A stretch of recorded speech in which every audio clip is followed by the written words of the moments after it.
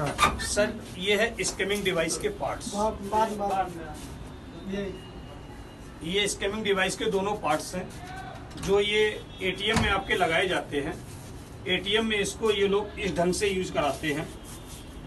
ये यहाँ पे कार्ड रीडर की जगह पे इसको लगा देते हैं डुप्लीकेट, ठीक है।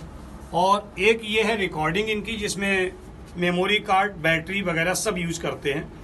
इसको लगाने का इनका तरीका ये है, यहाँ पे बिठा देते हैं ये कीपैड के ठीक ऊपर, जिसमें कि यहाँ पे कैमरा लगा हुआ है।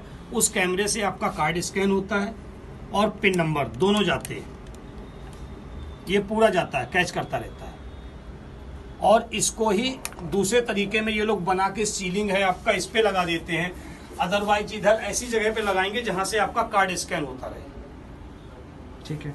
इससे बचने के लिए सीधा विकल्प है, जिस एटीएम पे आप जाते हैं कीपैड डुप्लीकेट लगा देते हैं, सेम पॉलीथीन का बना हुआ रहता है। उसको उखाड़ के देखिए, इसमें थोड़ी सी उंगली रगड़ेंगे, थोड़ी सी सावधानी देंगे, आपको पूरा निकल आएगा, बिल्कुल पूरा मिलेगा। जैसे कि ये निकला है, जो गम से चिपका हुआ था, ये गम पीछे लगा हुआ है।